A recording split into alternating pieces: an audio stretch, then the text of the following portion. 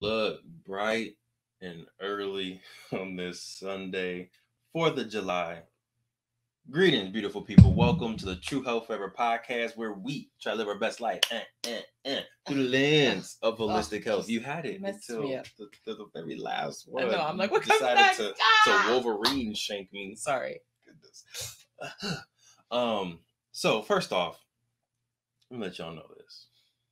It's what time is it? It's 9 a.m. At 9:05. It's 9:05, right? Really isn't early for us, It's but not, on the weekend to actually be on doing stuff on camera is early.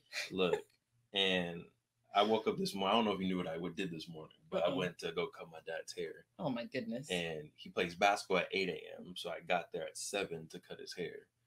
So long story short, we're running on fumes. All right, we're running on some fumes, but it's still gonna be a pretty good podcast today. Great podcast. Of course. So it's the 4th of July. Independence Day or whatever. Independence Day, right, of America. Beautiful sentiment around it. But because it's 4th of July and everyone's talking about independence, we wanted to kind of shift the conversation a little bit to make it about yourself. Right? How do you define your own independence? How do you define your own freedom? So that's what we're talking about today. But Sinclair, I gotta be honest with you. Devon. I made a slight remix to it this morning. Yes, I did. Because he loves that I'm good on quick on my feet and love last minute surprises. You got it. So I was talking to honestly, we'll get into it, and then I'll talk about how you got into how we switched. I'm guessing your dad has something to do with it. Yes, he did. All right. So without further ado, let's get into the episode.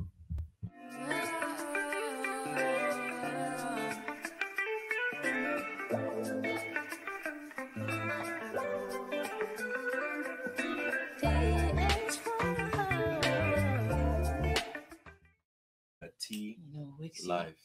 Dancing.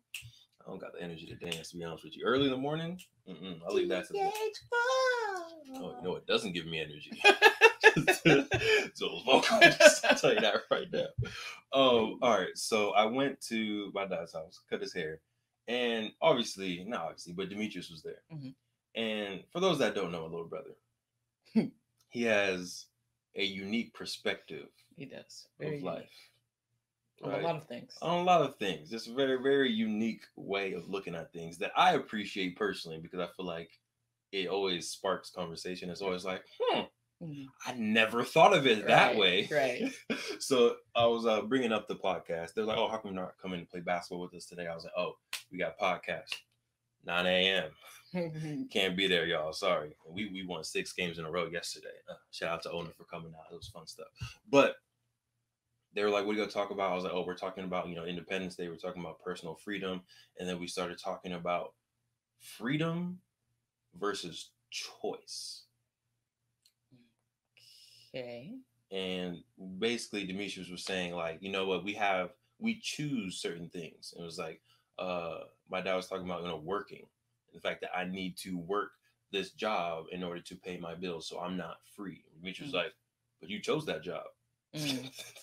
And he was like, yeah, I did, but I got all these bills. And he was like, but you chose to spend that money in those bills. He's very, very good point. I was like, yeah, I did choose it, but I'm still forced to work. And he was like, well, I don't think, I feel like if you had the freedom to make that choice, then that's you're free and you made that choice. And every choice that you make comes with consequences. And I was like, Demetrius, it's 8 o'clock. First of all, I'm like, dang. So he says, as long as you have choice, you have freedom. Yeah, to him, as long as you have that choice, you have freedom. And with every choice that you make, there are consequences. Mm-hmm. So that's kind of the new direction that I want to take. I feel like before we talked about just defining freedom, we can still definitely define freedom for what it is. But I kind of want to talk about the different choices that you make and how that choice affects your freedom or affects your quality of life. Is that okay with you before we dive into it? Can we make that remix? We can do it. Let's jump in there. All right, cool. So first, let's define just freedom for ourselves of what we think it is. I feel like we may have slightly different definitions, which is cool. I can Lead go the way. first. So freedom to me, kind of like Demetrius, but it's the ability to make the best choice for you that makes you happy, Mm. right? Because I feel like there's always pretty much going to be that balance of making a choice and maybe losing something. But at the end of the day, like if you're able to make the choices that are best for you as a person, or as a family, I feel like you have freedom. And I feel like the taking a little history backtrack. I feel like the it's history time with Devon Truvel. Oh, but I feel like Independence Day was the fact that the United States was being taxed by Britain, but they weren't having the political representation, right? So it was the taxation without representation, the whole thing. The Boston Tea Party, they threw the tea off thing. We're not going to pay the tea tax. Here's the thousands of millions of dollars of tea in the ocean. Forget you, Britain. That's what's happening. Can I just interject here? I feel like once you become an adult, you need to go back and retake a lot of the history classes that you took as a child. So I feel like history was always boring to me, and I didn't actually understand what was happening. But I feel like now as an adult, when I hear you explain things, I'm just like, that's what happened? I promise you I learned about all of this, but I'm just like, that's what happened? Like it just, anyways, that's what all you saying to me is I'm a better history teacher than the history teacher you had in high school. That's all I'm hearing. That's of course. I'd rather learn for history with your deep, sensual voice any day. Listen, this is taking an awkward educational turn. My bad. I apologize, podcast listeners. 4th of July in Boston Tea Party, they threw the tea off. Yeah. Okay, what happened? All right. Sorry. So basically, Boston Tea Party, we still pay taxes in America, right? But we have the representation. So that's, again, the kind of sacrifice that Americans make. We're still going to tax ourselves. We're just going to be fully fiscally responsible for ourselves. We need to create our own army now. So there is a list of other kind of consequences that came with the freedom from being taxed from another person. Right. So for us, we have to think, who is our Britain? Or what is our Britain, right? What's that thing that maybe we're chained to? What's that thing that's not giving us the freedom? But and then also, what are the things that we are willing to do extra to gain that freedom in certain aspects? So long story short, freedom for me is being able to make that choice on what's best for you, but still understanding that there will be some little extra something you got to put into it. Yeah. Talk to me, Queen. I think you pretty much covered it. I think the first thing, like the most simple way that I could think of to describe freedom is just the ability to do what I want, when I want, how I want. Like drink your wife's green tea. Just like that. But yeah, I think there is that underlying that caveat that is like with the understanding that every choice comes with consequences. You may not even realize what they are at the moment, but I think knowing that you made the decision makes it easier to accept those consequences. Whereas if you have to do something that which Demetrius probably argue like you still chose it, but if you have to do something out of like obligation, whatever consequences come, I feel like you're gonna have an issue with those because it's like I didn't choose this. I agree with that. This is just put upon me, right? But if it's like I chose it, then it's like okay, well, this is the kind of I don't say the cost of freedom, but there is always some type of cost of freedom. Right. But yeah, I do like that kind of variable of control. And maybe control is not the right word, but yeah, because it's one of my pet peeves when someone makes a decision for me, and I know it's like, I don't know if that's the right decision. I know I wouldn't make that decision, and I got to rock with that. And if I'm personally liable for the consequence of that decision, it makes it a little bit harder as well. Right. So yeah, that's a great point, Queen. So shifting over a little bit, we have 4 pillars of health.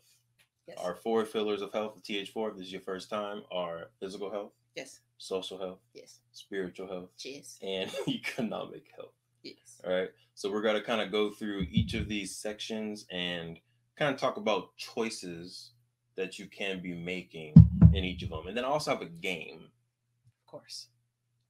Do you want to play the game like sprinkled all throughout, or just save the game for the end? Let's give people something to look forward to at the end. Cool. So give people what they want. Yeah. At the end. At the end. Gotcha. So up first, your favorite, physical health. See. Can we, one, show the graphic, and then two, can we go into kind of choices that we make in our physical health and how that impacts our physical health? Go ahead, Queen. Yes. So I think the first thing that comes to mind when we're talking about the choices that we make that impact our physical health, number one, what we eat. And I think that that's coming to light more now. I think honestly, previously, we just as a society really believed that what we ate didn't affect our health, which you think so? Yes. And not all of society. I feel like there's definitely the folks who've been coming up in the kind of the natural health sector have always realized that. But I think as a society, like a couple, maybe 50 years ago, if you had asked your doctor, how does food affect my health? They'd have been like, it doesn't. So that's why I feel like it's, when I say society, parts of society, I think are coming into, believing this. But I think by now, I think we can all agree. I think we're all in agreement that what you eat significantly affects your physical health, because what you eat becomes what you make your... I just want to interject one word in there. Yes. What you choose to eat. What you choose to eat, because unless you are in some situation where you are being fed, you choose what you eat. So what you choose to eat literally makes up what your body, the building blocks for what your body builds and remakes your blood tissues, your cells, your blood, like your blood recirculates, like all of these things. It only has what's inside of your body to work with. So what you put in your body directly affects the nutrients and things that your body has to work with. Think about if you're like building a house or something like that. You need your wood, you need your concrete, you need all this stuff. If I told you to build a house and I only gave you 5 bricks, like you're gonna be like, how am I supposed to do this? Right. It's an interesting metaphor, because as soon as you started talking about building homes, what story did I think of? You got it, the 3 Little Pigs. Oh yeah. Exactly what came to mind. Right there. But the fact that one pig built it out of straws, right? So what you're putting inside your body, you're creating your castle, you're creating your body. Right. Boom. We got straws. We had, I know, last one was brick. Hey, what was the one in the middle? Yeah. I don't remember. Right, well, there was 3 different houses. Yeah. One was terrible and blew over really, really quickly. The other one was kind of cool, but didn't quite make it there. And the other one was brick. So it's like, as you're building the body, your castle, you want bricks. Right. And I feel like usually bricks are the healthy leafy greens, the whole fruits and organic stuff and all that good stuff. And the straws, I love French fries. Right. But those straws are almost literally right. looking like haze, right? So if you only ate French fries all your life, that's not a strong body. So your immune system's going to be weak. Your probably muscular system will probably be weak, all that other stuff. So build your house out of bricks, y'all.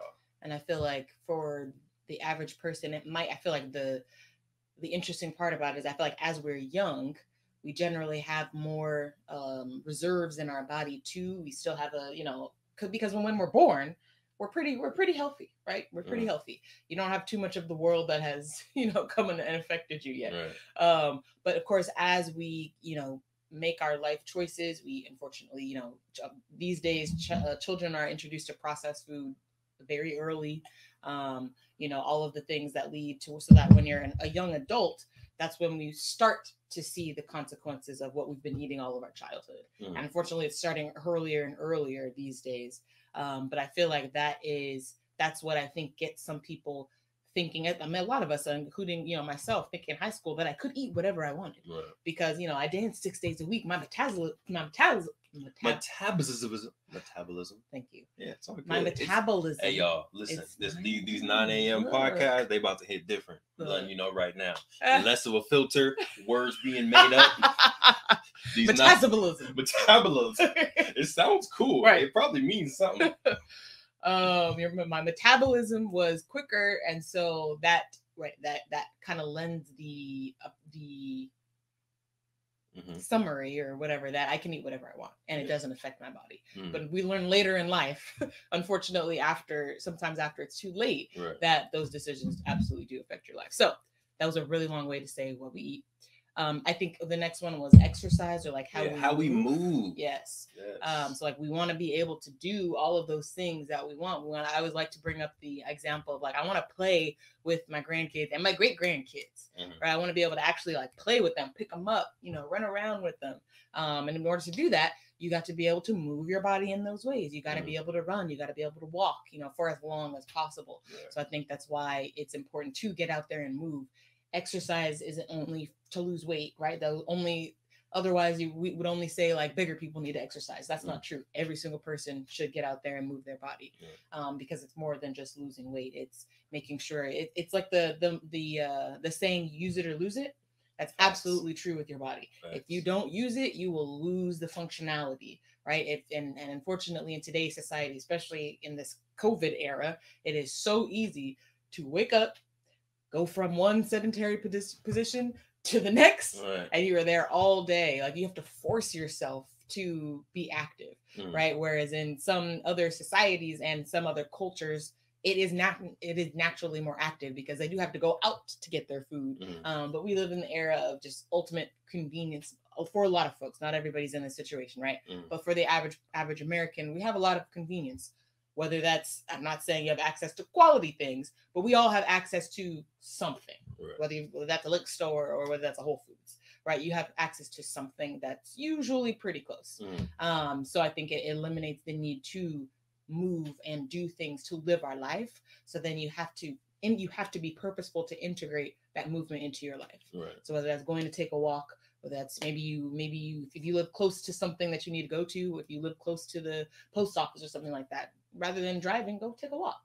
But I think integrating it into your life is the best way. And I'm also a proponent for functional mobility, which is kind of I don't want to say it's new because I don't know the history of functional mobility. I imagine it's a spinoff of like yoga, or just martial arts. Martial arts. It's kind of like a mixture of those.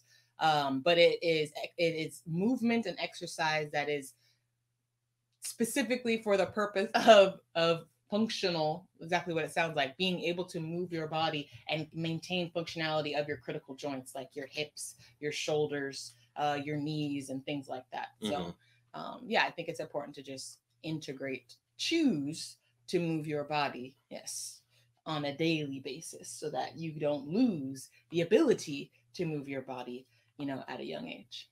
Love it. And that's why I like standing. It's just like, but I love what you talked about, the use it, lose it, use it or lose it. Yeah, like I said, these 9 a.m. podcast words just be scrambling. Because I feel like if you do for your body an action every single day, unless you get injured, there's no reason your body shouldn't be able to do what you did yesterday today. Right. So if you take that mindset of, okay, every day I want to do every type of movement that I want to do tomorrow, I feel like you're gonna live a pretty healthy lifestyle. Right. I feel like that's the lovely thing about functional mobility, about maybe playing a sport, about just walking every day. Because it's like, if you're doing this stuff every day, as long as you don't get injured, you should be able to do it the next day as well. Right. So I like that. Shoot, I had something to sprinkle in there. Oh, I lost it. It came in and then it went. Okay. Sorry, Queen. It happens. Was it brilliant? It might have been, but you're just so handsome. It just escapes me. I woke up like this. But the next thing, talking about me being so handsome, is what you consume. Yes. What you look at, what you listen to, what you're watching on TV, movies, all of that. It kind of goes to spiritual health, but it also kind of literally manifests inside of your body, in your physical as well. Anything you want to sprinkle on that? I know that's one of your ones. So the reason why I think that's an important one that we don't always make the connection to is because it does have a direct effect, and I don't feel like we realize how direct it is. I feel like we think like, oh, it's all in the mind, and then somehow it trickles down. And it's like, no, it really has a direct effect. There are studies done where they have somebody watch the news and they take their certain vitals. Of course, I'm not any type of expert, but they take certain vitals and certain like measurements and brain waves before and then after they let them watch, 30 minutes of news or whatever. And their emotional health and therefore their physical health noticeably changed for the rest of the day, even after they were given some type of activity to take their mind off of it. As soon as that was done, they went back to like that fear and anxiety that they were feeling after watching the news. I think that that's the perfect example of your body, your physical state has now changed, right? After watching the news. So what does that tell you if you sit and watch the news all day? Right. How is that affecting you? That's just one example because it affects your stress levels. And I think that that's the biggest takeaway, I think, from this is whatever you consume affects your stress levels directly. And your stress level has physical effects on your body. We've talked about that in several podcasts, but, again, I'm no expert, go do your own research. But once you experience stress or once you perceive stress, your body starts releasing a hormone called cortisol. That's the stress hormone. There's a lot of other hormones that are released, but that's one of the most prominent. And there are chemical reactions that happen once that excess of cortisol starts being released. So there is a physical reaction that happens once you start feeling that stress. So again, if you're scrolling through social media, depending on what you choose to follow, that could be a stressful situation or that can be perceived as stress from the body. Again, if you watch the news, if you just have maybe a family member or something in your household that brings on that stress, that all is going to affect your physical health. 2 comments for that. One, yes, I mean, this isn't even one of the comments that I had. But yeah, I stopped watching the news. Right. I feel like I used to watch the news pretty heavily and I felt the effect that you're saying. And I feel like it's been a solid 2 years. I feel like since I live with Grandy, so maybe been 3 years since like I watched the news on a consistent basis. Yeah, I'll see it on my social media. People will text me, but I'm not like, let me turn on the news. Let me listen to the radio. Right. That's another thing. I don't listen to the radio anymore either. All right. So completely agree. One point, unless you're a sociopath, which if you're listening to this and you are a sociopath, please like and subscribe. Please. Don't come for us. But unless you're a sociopath, you have mirror neurons, right? So it's kind of like empathy almost naturally. Yes. So when you're talking to someone, they start crying or they're sad. Like I feel like usually you also start to feel a little emotional, right. A little sad. Right. Most of the TV that we watch, it's supposed to be stressful. Supposed to evoke some type of emotional response. Right. Like literally as a writer, that's what we're trying to do. We're trying to make emotions come from you. We're trying to build tension. We're literally causing stress inside of scenes to make it more entertaining. So if we're making what you're watching stressful, tension oriented, entertaining, and you have mirror neurons, automatically you're going to feel those same emotions that we're trying to make you feel as writers, as storytellers. Yes. So that's one concept, right? Next thing is I feel like I dive into this trap probably once every two or 3 weeks. I fall into this trap, and it's this trap where it's like I feel stressed, like from life, and I'm just like, okay, I want to de-stress. I don't want to focus on all these things I have to do. So let me watch some TV. Let me distract myself. So then I start watching TV, and then I feel a different type of stress. I feel like it's very interesting. Like I feel this stress where it's like I have stuff that I need to do. I have stuff that I need to get done. So now I'll start watching. Like I started watching Startup, which was a cool little show on Netflix. Before that, I was watching Billions. That was a cool show. It's usually money oriented because I'm fooling myself into thinking I'm learning while I'm watching. Like, oh, let me watch Startup because I'm trying to do a startup, and it doesn't really work like that. But I'm watching it, and now like all the anxiety that these characters are going through, all of the ups and the downs, the gunshots, the drugs, like there's like a whole bunch of like interesting stuff in this video. And because my mirror neurons are activated, I'm now feeling stress. I'm like, oh, I'm Ronald Dacey in Startup, so I'm very stressed. Or, oh, I'm this dude in Billions, so I'm stressed out because I'm trying to live the life that they're living. And then I end up not getting the work done that I need to get done. So then I feel even more stress on this side as well. So what I've started to do is I now understand that TV is a 100% distraction for me. and I should only consume TV when I want to be distracted. Don't think that it's going to help me feel better. Don't think that it's going to help me learn anything unless it's like an educational thing. Like, no, Devon, let's keep it real with yourself right now. Okay, you're watching this to be distracted. Be fully distracted. Don't try to do work at the same time. Just chill. Just accept it. Right. Just accept it. So yeah, didn't have a point. I think. But no, I think that's so. I think the point you're making, with talk maybe without knowing it. Yes, talk to me. What point am I making? Is that's now the choice that you. That's the choice that you are now making based off of how you recognize it made you feel. Right. So now your choice, and you've recognized that is that I do watch TV, but it is to be distracted. That's your choice. Yeah. Right. To that point, right? I am very empathetic, and I take on those emotions or whatever, and that is why I don't like watching scary movies, because all the fear that all the characters are feeling, multiply it times 10, and that's what I'm feeling. And I'm like, I don't like that feeling, so I'm not big on scary movies. I don't really be catching me watching those, but especially you're not going to catch me watching those anytime close to when I need to go to bed, right? And I recognize that, and that's really not only just scary movies. That's any type of like super like. I don't know, like drama, like the type of movies, like anything where like there's a lot of tension, a lot of suspense. Yeah, like we used to watch Snowfall, like even that. Snowfall's popping. I know, but it's just like it's heavy. I don't like watching heavy things before I go to bed because now I'm thinking about everything. Yeah. Like I'm not the type of person that can just turn the TV off and now I'm like, okay, I'm gonna go lay on my pillow and dream about unicorns. Like no, I'm thinking about everything that we just watched. And again, I can't help but put myself in that situation. It's like. That's a lot to do before I go to bed. So that's why I like to just watch something really lighthearted, something funny, like a little family sitcom or whatever. Because it's like, one, those are more like relatable. Two, it doesn't. It's just like, okay, that was just a little family scuffle. I can let that go, whatever. But yeah, again, that's my choice, right? Now I'm choosing to do that. So I think that it kind of relates to once you recognize how it makes you feel, you now are either choosing to continue the problem or choosing to make a change.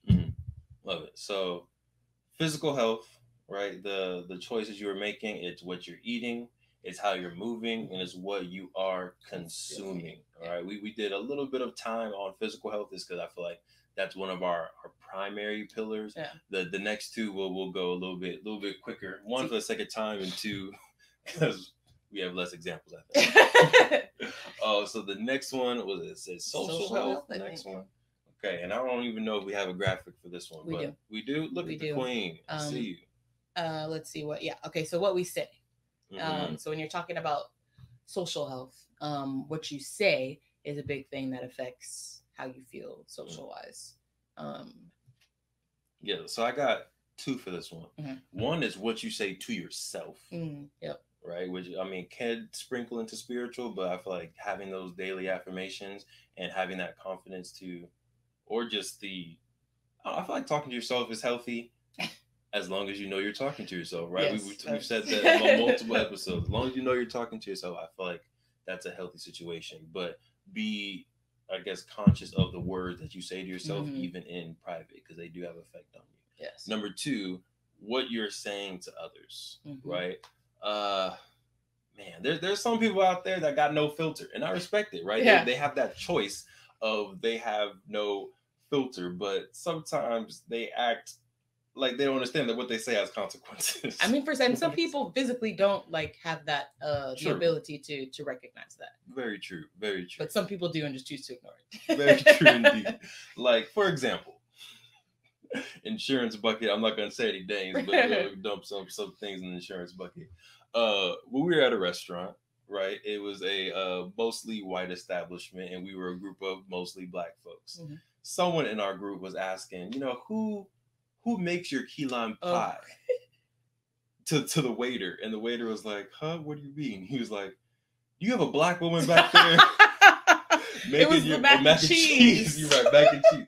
He's like, I just want to know, like, do you have a black woman back there making the mac and cheese? And then immediately you see the waitress is like get red, and she's like, I don't know. He's like, oh well, never mind. Let me just get this instead. Right. And then I think eventually he was like, okay, never mind. Let me get the mac and cheese.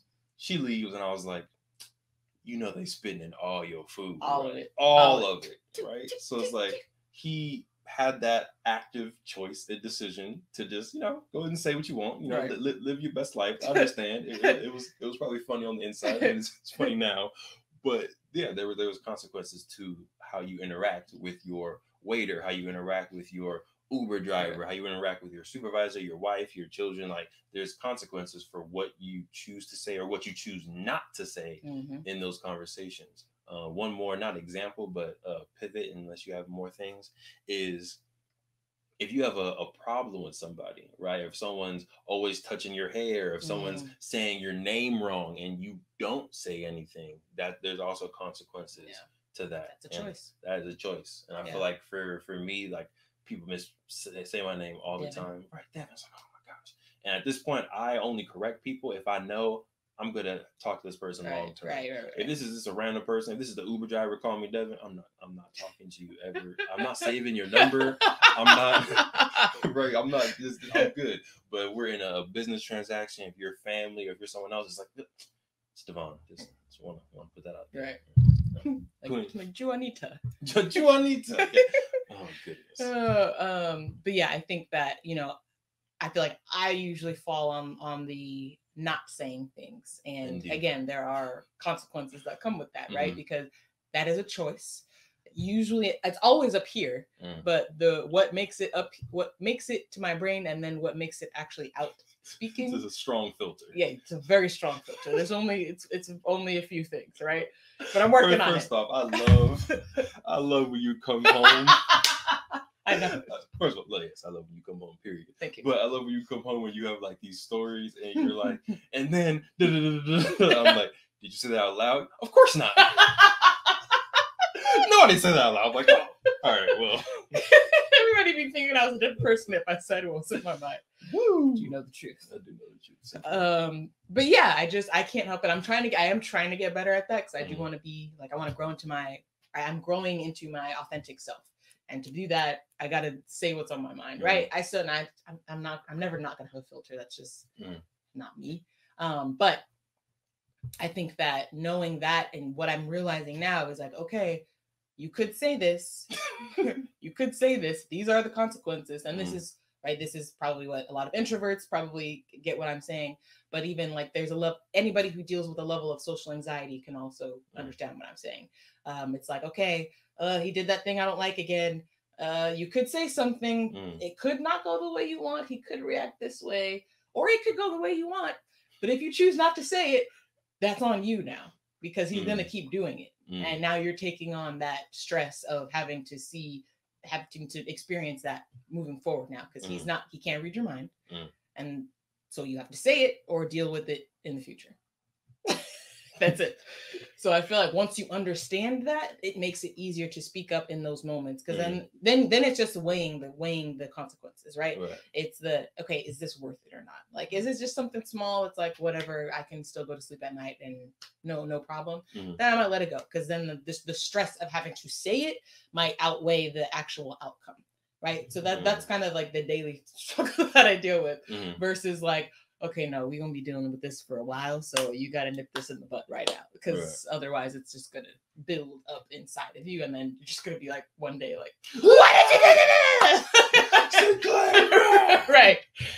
So yeah, I think that's depending on the person you are, depending on how strong your filter is, depending on if you're, tend to be more outspoken or more reserved. Those are all things that you do have the choice of, right? Either way, whether you say things that you shouldn't have or you don't say things that you should have, it's still a choice. So once you realize that, again, the responsibility is yours to decide how you want to move forward with the world and with your relationships. Well said, Queen. Indeed. And then one more for social talk. I think we talked about that a little longer than I thought.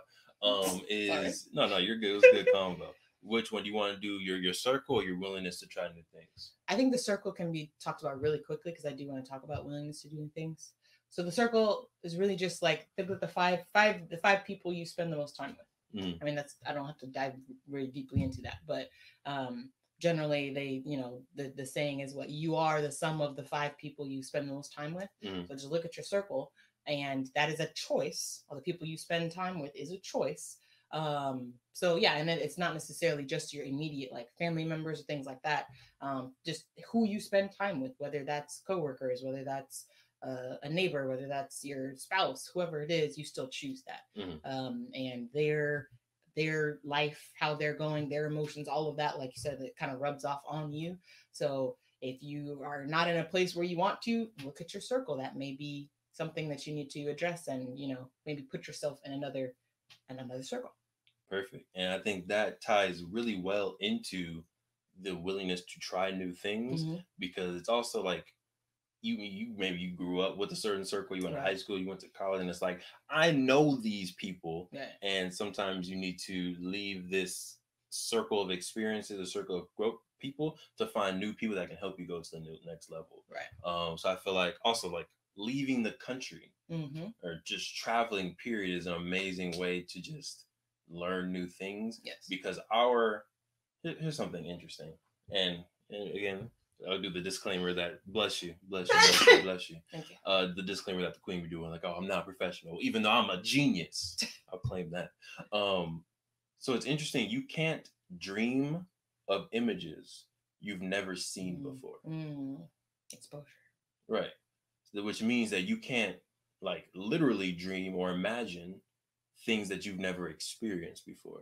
So if you're trying to live your best life, how do you know you're even imagining the best life you can ever live if you've never traveled? You know what I'm saying? How do you know what you want to do in life for your career, for your entrepreneurship, if you don't know other people that have businesses, that have entrepreneurship, that have various careers? So I feel like literally being exposed to new things and being able to travel, hear different languages, see different lifestyles that people are living, see different foods that people are eating, like being able to just consume all of that gives you the most information possible to then make your dream what your dream really could be. So I really love what you added there, the fact that let's make sure that we are dreaming and we are experiencing new things. I think I'm good on that one. I think you covered it. I think it's just the idea to step out of your comfort zone. That is where that uncomfortability, I think, is where the growth happens. So you got to be willing to do that. We're back. Agreed. All right. No, it's not the last one. Spiritual health should be quick. Queen, talk to me. So I think there's really two main things that we wanted to talk about with spiritual freedom, and that's how we feel, and what you choose to believe in. Gotcha. So I think one, how you feel, that is, yes, there are thoughts. You can't control your thoughts necessarily. Those thoughts are going to come. And maybe do you believe that? I believe that you can train yourself to control your thoughts. I feel like there are forms of meditation that do that. But I also feel like it's not necessarily controlling your thoughts, it's controlling your reactions and response. That's where I was going to your thoughts. But I just wanted to get your take on that. I feel like it is possible to train your body, train your mind to control the thoughts that enter and leave it. I think like master. Oh yeah, like master monks. Master monks. Yeah. Right, can get to that level. Gotcha. But for the average person, for me, no. Pickles, oranges, water, unicorn, donut, squirrel. But yeah, so for the average person, especially in today's society, when you got all these commercials and ads and billboards, everything popping up, like it's very hard to control your thoughts, but you absolutely control your response to them, which then controls how you feel, right? So something bad happens to you, you still choose how to react to that.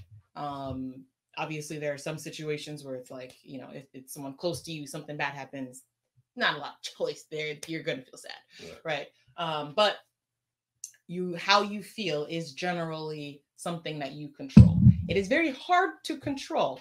I think that's one of the things that meditation does help with, is honing in on okay, yes, these thoughts are coming, but what am I doing about it? Am I going to feel, yes, this happened? Am I going to feel sad for the rest of the day? Or am I going to focus on solutions? Yes. So, I got a metaphor. I like making connections. First off, I like this setup because I just get to stare at you. It's just a nice situation to be in. Usually I'm like looking this way towards the camera or on the screen, and it's like, oh yeah, that's cool. But I'm looking over here, and it's like, hey, how you doing? All right, cool. Okay, how are you? Yeah, I'm blessed. You know what I'm talking about? What was I saying, Sinclair? You had a metaphor. Golly, you are something else. Metaphor. So I feel like the thoughts. It's kind of like scrolling on Instagram, right? All these images are there, and you choose, or you have the ability to choose what you stop, what you actually will consume, what you double tap, what you comment on. So you think of every post on Twitter, every post on Instagram as like thoughts that are running through your mind. And you have the ability to be like, okay, what thought am I going to double tap today? Right. What thought am I going to stop? What thought am I going to share? Right. Yeah. What am I going to repost? What am I retweeting? Like all those, like think about those as thoughts, literally intellectual media inside of your head that you can choose to consume however you want. Right. And I think it's interesting when we talked about controlling your thoughts now with that metaphor, right? It's okay, yeah, I can't control what other people post, but I chose to follow that person. Right. So it's like, how do you train your brain to follow or unfollow the stuff that you do or do not want to see? It's like, how do you do that in your brain? I feel like it's kind of what meditation is doing. Another riff is the one before. You said something about like your 5 people in your circle, right? Yep. These are almost like the people that you're following. Yeah. And their thoughts, their perceptions of you, themselves, the world, are probably the thoughts that are also in your head. Right. But you may not know whose thought they are. They're just thoughts that are coming. Someone's like, oh, you're not good enough. Whose thought was that? Was that your thought? Or was that someone else's thought? Right. Oh, you're brilliant. Oh, whose thought was that? Was that your thought? Probably. Or was that somebody else's thought? And I feel like it's hard to know and distinguish in our heads. Like in social media, you know who it comes from because it's a hashtag, it's a person. But in your head, it's all kind of jumbled up. We don't always know the sources of it. Yeah. So sorry. I know we always spend more time than we want to, but this reminds me of TC when we're having a conversation on like I think it was Russ, and I was trying to say like, oh, I love Russ, and he was just like, what? Everybody on Twitter says that, da, da, da. And I'm just like, I don't care what they say on Twitter. Like, why are you making your opinions based off of what you see on Twitter? Do you like Russ or do you not like Russ? And sometimes it's hard to, sometimes it's hard, especially when we're so programmed into the different, social medias. It's hard to know what is my authentic thought and what am I just reflecting off of what I just saw. If I saw someone say, Russ is whack, he can't even, blah, blah, blah, I'm going to be like, shoot, well, Russ is whack, you know what I'm saying? But then it's like, now I have that preconceived notion. So now when I listen to the song, I'm already programmed to say Russ is whack. So now I don't even know if I actually like it because my brain is already programmed that he's whack. So I'm not listening with that open filter. So I feel like that's why I try to, like when somebody says like, oh, there's a new album out or whatever, or there's a new show out. I almost try like, I don't want your opinion on it. Let me go watch it. So I can get my own opinion on it. Of course, I like to ask, like, is it scary? Does anybody's limbs get chopped off? No? Okay, then I'll take a listen. But I feel like, it's, especially in today's society, it's hard to know what is your authentic thought and opinion versus what you're reflecting off of the people around you. 100% agree. And Russ is fire, personally. Yes, I'm sorry. Yeah, I don't know what y'all be saying. Russ got bars. He's independent. He owns his masters. Right, and he does the music. He does the producing. Like, he's fire. Now, there was one more point in spiritual. What you choose to believe. Yeah. So just really quickly, like it's kind of the same on how you feel or what the thoughts you choose to double tap. But what is your paradigm? Like, what are the things that you just believe? Do you believe you can do anything you put your mind to? You believe that you're just going to work that 9 to 5 for the rest of your life? Do you believe that you are a beautiful, melanated, galactic queen with an amazing smile? Like, what do you choose to believe in? Because what your belief is, what your faith is in, also determines your outcomes in life as well. Right. And I think it's like you have those minute beliefs that you believe in, but I think to your point on like, what is your overall paradigm? Because that usually is what's driving those little small beliefs. Right. If I believe that, I got to work a job to pay rent or to whatever, to make a living wage, where did that belief come from? Versus like, I get up and fulfill my purpose. And, that's what I do. Like, what are the differences in those paradigms? Then there's the like going back to like Demetrius is like I feel like he is more on the like I believe what I can see, what I can feel, what I can touch. Yes. If I can't, how do I know that it's there? Yes. Whereas there's a lot of other people, a lot of the religions, the faiths are all built on what you can't see. They're just built on that faith and that belief. So I think that's a very different paradigm. He's going to see the world very differently than anybody that believes in the unseen. So I think that's like really think about like if you've never thought about that, like really think about like what are my underlying paradigms. Like how do you see? Like, I mean, the example again with the job. Do you see a job as a way to make a living wage? You have to get a job to make a living wage, or do you see the job as your contribution to this earth while you're here? That makes a very big difference on the type of job you choose. Right. So yeah, really think about like what is my driving force? What are my overall paradigms that I believe that drive the decisions that I make every single day? Yeah, I like that mindset difference. This is my job that I'm getting to pay bills, which that's like all negative, versus I'm gonna find a job to fulfill my purpose and contribute to society. And the interesting thing is, it could be the exact same person with the exact same job. And it's all in the mindset.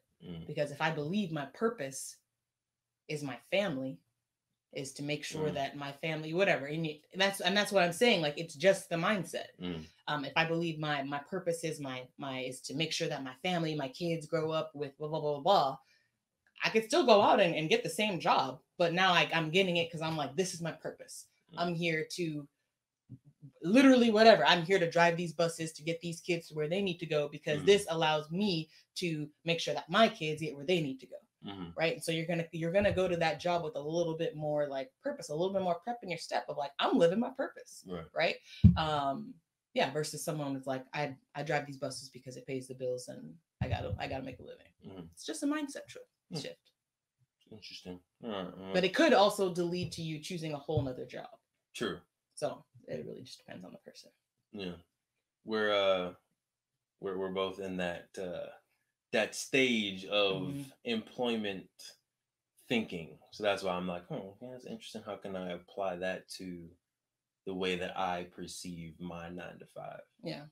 Okay, cool. Live learning. Appreciate it.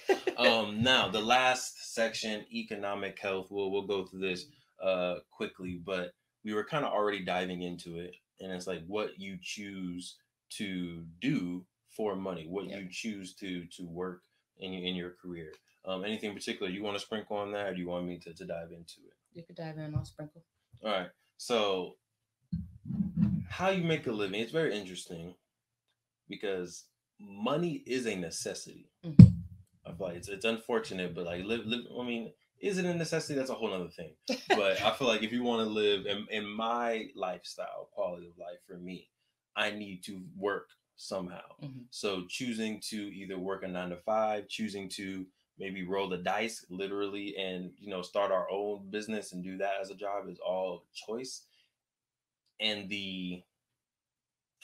what am I trying to say? The consequence that could happen is stability in the 9 to 5. You go to work, you have stable, but you don't necessarily have control over your time. You don't have control over where you sit sometimes and a whole bunch of other things versus gambling a little bit, taking a little bit bigger risk, but 1, higher reward, and then 2, you have a little bit more control. Not 100% freedom in the sense because you still have to work. Right. Like our trip to Tulsa was a fun trip, but we were working. We weren't free that entire time. Right. I still loved it. Right. So yeah, how about your take on that? Yeah, I think it really goes back to what we said, what we were talking about a second ago. Right. I think it's how do you view your job? Do you view it as something that you need to maintain your lifestyle, or do you view it as a vehicle to live your purpose? Some people do both, right? Some people have that 9 to 5 that does pay the bills, but then they have a side hustle, whatever, that allows them to live their purpose, which is awesome. That's exactly what we're doing. Exactly. But yeah, there are folks who do make that leap, who are just like, you know what, I I really do believe that this is why I'm here on this earth, and I'm going to put all my time and energy and attention to this. I know I talk about the Sean Stevenson, my virtual mentor, a lot, but that's a lot of what he says. He always preaches like, I believe I was put on this earth in this moment for a reason. I believe I went through what I went through with his own personal health for a reason. I believe I lived where I lived for a reason, because I think that I am meant to do this. And I feel like you do your job differently. You see your job differently when you walk with that mindset. Versus, I gotta pay the bills. I feel like I've had someone tell me, not everybody gets to like their job, or not everybody gets to go to a job that they enjoy, or it's a job that, fulfills them that much. And that, which is true. It's 100% true. But I always ask myself, like, I do, excuse me, I have this thought sometimes. Oh, here we go. Imagine with me. Like, what would the world look like if everybody got to wake up and do something that they loved, or something that really fueled, like, if they got to live what would it look like if everybody woke up and lived their purpose or lived their passion? Like, literally what that looked like. What do you think? How do you think the world would be different? I don't think there would be as much order, right? Which, good or bad, I feel like there wouldn't be that order to society that we see today. I feel like it would be a little bit more. I see good stuff happening for sure. Like, I see a lot more people happy, but I also see a lot more people having to do things for themselves that they didn't have to do for themselves before. Yeah. Right? Like, where does garbage go? Yeah. I don't know. But if everyone's out there living their purpose, like, I don't see a whole bunch of garbage people, which means that now I need to take care of my own garbage, which is cool.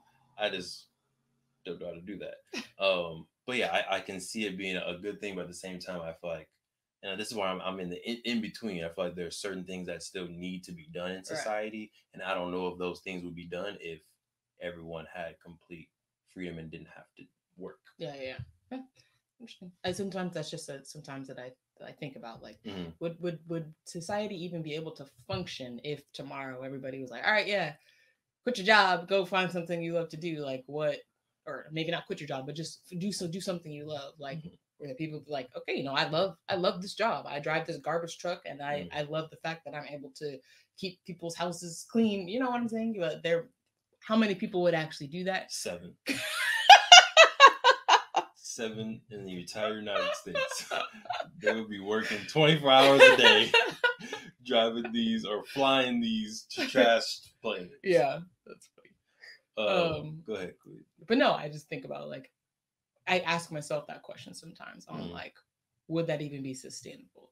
The same way, like, when you talk about, I've heard people ask this question and have the discussion of like, yes, we talk about everybody should eat healthier or whatever, but like, the whole world can't go vegan tomorrow. Like, that's not even sustainable. So it's like, there's still, it's like you put these messages out there so that more people will grasp onto this mindset, but not necessarily everybody, because we can't have everybody, doing any one thing. There still needs to be a nice mixture of things for society to be able to operate as it needs to. Agreed. Just like, because we're in economic health, so I think this metaphor makes perfect sense. But when you're investing, you want a diverse portfolio, right? You don't want all your money in real estate, because if there's a real estate crash, your money's going down. You don't want all your money in the stock market, X, Y, and Z. So you want some money in the stock, some money in some tech stock. You want some real estate. You want some health companies. You want some businesses. Diverse portfolio. I think it's the same with society. And I feel like instead of having like an extreme, like everyone can do whatever they want, or a extreme on the other side, everyone has to do what we say in the government, I think it's a nice blend. And that's kind of what America is in a sense. It's a blend, but I think taking it to the next level, it would be dope if instead of working 40 hours a week, you work maybe 30 hours a week, same paycheck, and for those other 10 hours, you're fulfilling your purpose. Whether it's a mandatory, you have to fulfill your purpose, or as an internship co-op where you can work with whatever other company or organization you want to fulfill your purpose, or it's just here's 10 hours a week where you're getting paid to do literally whatever your heart desires. I feel like that would be interesting. That would be interesting. We'll still have the 7 garbage people, maybe on those 10-hour days that we do in the garbage, but then the other 30 hours they can do everything else. We'll still have the teachers, the surgeons, like they'll still be all the jobs, but imagine what everyone can do with 10 hours per week, every single week. I know there's some folks that would be doing some stuff, like I feel like we'll be doing some stuff, and I feel like there's other folks that may take those 10 hours to chill, which is fine. Right. But yeah, I think that would be an interesting experiment. It would be an interesting experiment. Game time. We go get to this game. Yes. We're almost done. Yes. All right. So let's wrap up. Let's get to the game portion of it. Feel free if y'all want to play along. You can make these choices as well. Put it in the comments, whether you're watching on IG or on YouTube. So, question for you, Queen. Yes. If you could only, so this is the freedom game. Okay, so you're making a choice to give up possible freedoms, and you can just kind of talk through your choices here. But you can only drink your food, so you can literally eat anything you want, but you have to drink it in a smoothie form or in some type of liquid form. But you're guaranteed to live healthily until 120 years old. Guaranteed. Like you can get hit by a bus. What's that? I'm healthy. I drink my food. All right. So, would you do it? You can only drink your food, but you're guaranteed life to 120 years old. And whoever else makes this decision with you, in case you're wondering, like, oh, I don't want to live to 120, but then you die at 97. Whoever else makes this decision with you will also live to 120. Can that be you? Yeah. You saying like that, like I get to choose what other person I would want to live to 120 with? Be you, man. That's good. Next question. But so yes, no, you would do it. Yes, I would do it. Why? Because I think the amount of life and the quality of life that you can live would still be higher. The fact that you're living healthily for 120 years, to me, that quality of life, I see that being higher than the alternative, which is, I mean, it's a gamble. You don't really know how you're going to live. But I feel like, you would be able to do a lot more things with the guarantee that you live till 120. That's what? I could go live a lot of life with that guarantee. But yeah, I think it just gets rid of the gamble. Like, all right, yes, the consequences, you give up solid foods. But if we're talking about up until now, I at least have the memory of the solid foods that I have been able to eat up until this point. And it's not like I can't try things. They just have to be in some type of liquid form. That sounds so gross, but I'm sure I'd get used to it. Yeah, you get used to it. All right, next question. If you didn't have to work a day in your life, but you could never leave the country. This is America.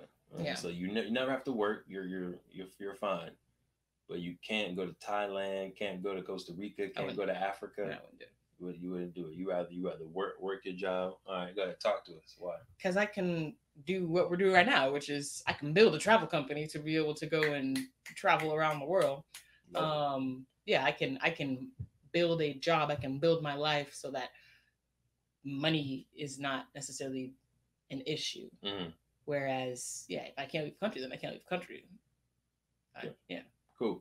All right. If you couldn't watch anything on TV or any movies, but you can make literally any film or TV show you could imagine, and you can watch that show. So you can't consume regular TV, but you can make any film, any TV series that you can put into your head, and you can watch those shows. I mean, me personally, I'd probably just go with watching what's out there, because I personally, like, making films and TV is not something that I have a strong desire for. So I'm just like, I'll let people who are good at it, who have that desire and that that purpose, do that, and I like enjoying that. Yeah, I don't see myself. I feel like you would definitely answer this question much differently. Yeah, no question. Yes, because I love consuming the things that you create, right? But again, I don't want to write my own script. I don't. That's not something that I. Right. It didn't say you have to make it. It's you can make any movie you can imagine. So every dance movie that's in your head, you can have made. Oh, so I'm not making it. Yeah, you don't have to be the one filmer or the writer per se, but like even if I have a film made, like I'm not doing every single thing in the thing. Yeah. Well, you know my choice. Yes. I'm for sure making all types of movies, all types of films, and I can just watch those. I'm fine. And I can watch them with you? Of course, Queen. Okay. Let me stay focused. Okay, last question for you. You're guaranteed $1 million a year, but you can't sleep more than 5 hours a day. Oh, what's that? Come on. I'm sleeping. You're sleeping. I'm sleeping. Talk to me. That face. Talk to me. Guaranteed $1 million a year, every single year, but you can't sleep more than 5 hours a day. Talk to me. If you, depending on the person, but the average person would become sleep deprived, not being able to sleep more than 5 hours a day. If you do that for your entire life, you're going to end up in a mental state that that can't enjoy $1 million or is doing really stupid things with $1 million. Interesting. Your body literally starts to break down when it's sleep deprived for a long period of time, like chronic sleep deprivation. Thank you. AKA the little bit of sleep deprivation that we have right now. Off of one day, y'all see how we exactly. I'm just like, what, every day she's like this? What are words?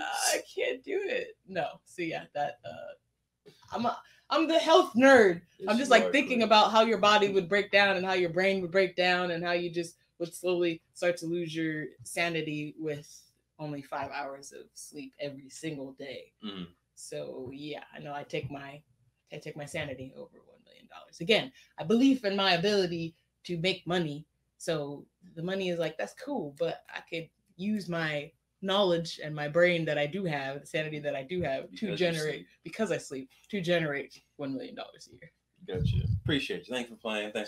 Well done. We need like a little applause thing. Yeah, one day where our podcast isn't there yet. Hold up now. All right. Yeah, we're going to get there. We will have sound effects eventually. Yeah. Listen, that soundboard is like $800. So when we have the sounds, our Cash App is listen, talk to me. But I like playing that game because I feel like it actively puts into perspective the choices that we're making every single day, and also our own values. Right? You value sleep, and you're like, you know what? I can make money. I want my rest, and I value my sanity. You also value quality of life, and you were willing to give up food, which I know you love food. Anybody who knows me knows I was low-key surprised at that one. The fact that you're willing to give up the amazing food. I mean, you can blend it up, but the experience of food to guarantee a healthy lifestyle means that health, that quality of life, that longevity of life is more important than almost anything else. So yeah, it was a cool little game. Appreciate you. Okay, let's wrap it up a little bit. Queen, if you have any announcements or highlights from the week that you would like to. Can we rewind? What would you choose? I feel like you answered maybe one or two of them. Yeah. But real quick, what would you choose on the food one? The food one is close. Guaranteed 120. I would probably choose, especially if you already chose it. Then I was like, all right, well, I ain't gonna die. I'm gonna be in here drinking my smoothie. You over there eating a Big Mac. Basically, you remember that Secret Success podcast episode? They were talking about the life insurance. Yes. Yeah, you ain't gonna have Tyrone moving to my house. Right. My new husband. We gonna live to 120. So yeah, I would choose that. The $1 million a day. I might choose the $1 million. I thought it was a year. $1 million a year. I was like, wait a minute, that changed. I don't know my ability to make $365 million a year. That's man, but yeah, $1 million a year guaranteed, 5 hours a day. I think I might rock with that. especially if I know I already made the first choice. I'm going to live to 120 regardless. Oh, very okay. Yeah, if we're talking about compound decisions, now that makes every decision is a compound. You're right. Decision. I didn't think that was a theory. game Come rule that now, was game not. theory. Yeah. But yeah, I feel like I might choose that, and I feel like there's also an interesting way to tweak that. If you can only sleep 5 hours a day, and you start in New York on a plane, and you fly to California, you just lost 3 hours. So does do that every day? Do those hours count? I mean, you certain days, on the days where you're like, dang, I really need to recharge right now. Cool. Hop on a plane and go back in time. Interesting. You're making $1 million a year. I think you can afford to do that once a month to just get sleep. See, I'm just, you know what I'm saying? Think different. Think different. What was the other one? You can work. Let's see. Didn't have to work a day in your life, but you could never leave the country. I feel like it would depend on when. I feel like right now I wouldn't do that because there's still places I want to go. Mm-hmm. I feel like there is a point in my life, maybe when I'm 50, when I'm 60, to where it's like, all right, I would do that decision. But right now, today, Devon, no, I still want to go to Africa. Mm-hmm. Still want to go to probably Thailand again. Still want to go back to Jamaica. Still want to go to Cuba. Still want to go to South America. So this is a lot of life that I want to live, and I equate traveling to really life experiences. Mm-hmm. I know there's tons of stuff you can see in America, but I'll see that later. We got time for that. Right. Yeah, so that's it. Oh, and then the TV question. Clear choice. You already know what it is. Yeah. You already know. You good? Yes. Cool. So a quick weekly wrap up because we're already over an hour. Somehow, I don't know. We do this every time, Sinclair. I don't know what it is. But your week and any announcements you have for the folks, my beautiful queen. My week was decent. I'm not specifically thinking of any ups or downs, so I think it was kind of a steady week. Announcements still have the 4-week intermittent fasting plan available. After you indulge in all this barbecued goodness this weekend, you might need a little reset. So go ahead and check on that intermittent fasting plan. It's got 4 weeks of exercises to do at home or in the gym. So definitely check that out. And then we also have the smoothie recipe ebook. Yes. Again, we just talked about if you had to only drink your food. These are things that would have you be feeling pretty good if you had to drink your food. So definitely go check those out as well. Listen, we might need to do a smoothie fast before we go to. Yeah, I've already been thinking about like doing a type of juice fast or smoothie fast. Yeah, I'm down. We do a reset after, but it might be cool to do a reset. Yeah, strictly so I can make sure that I'm just out there.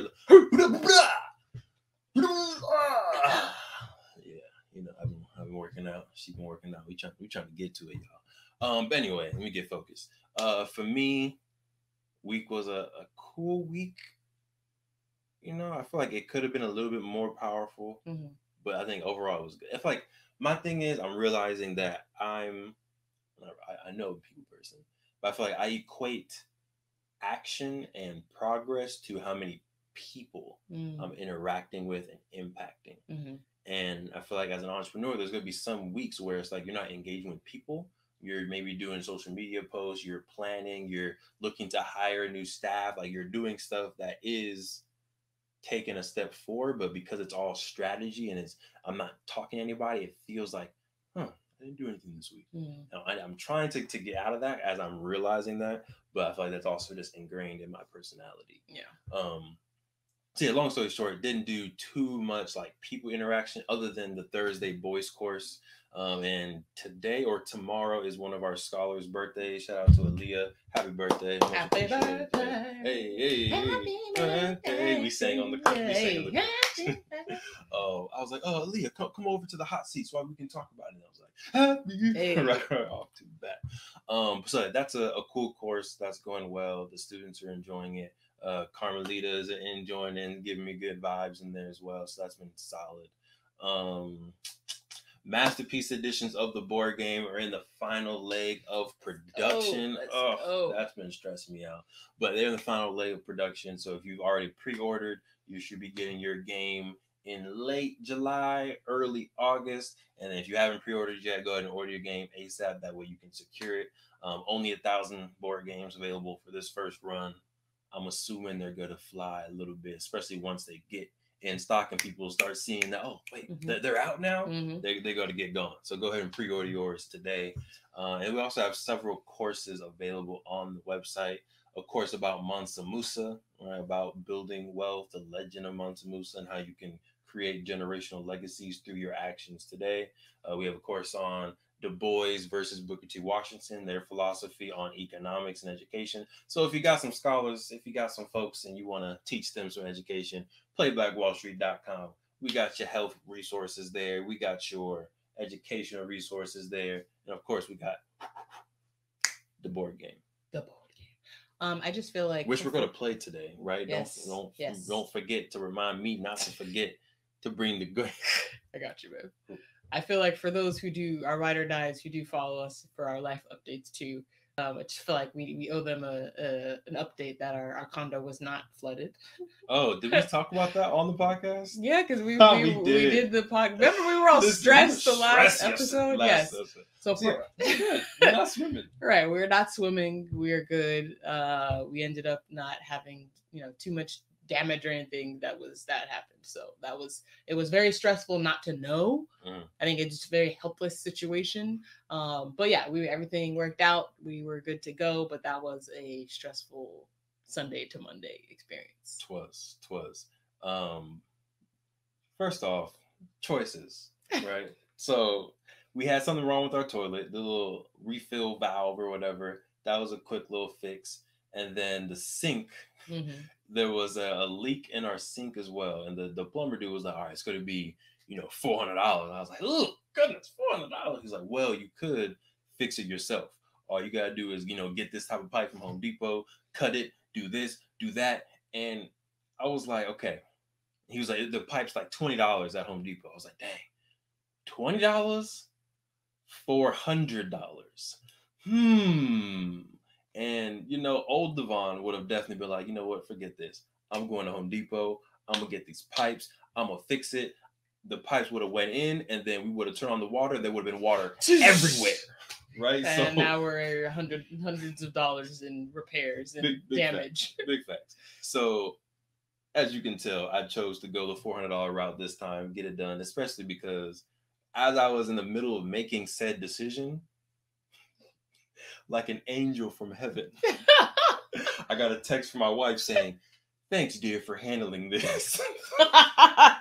So as soon as I was like, oh, goodness, all right, well, I can't not get it handled now, right? Because she already said thank you. She's already so appreciative. If I then reply, I'm going to Home Depot, I'm getting the pipes tonight, and she comes home and it's a travesty, that's not going to go well. That would have but added stress onto the situation. Right, that would have been terrible. But luckily, the $400 wasn't $400 because he didn't have to rebuild anything. He was just like, oh, there's just something out of place. I just put this back in place. Boom, the leak stopped, and it was only $200. Nice. So still, more than 20, but he still got a little extra change from it.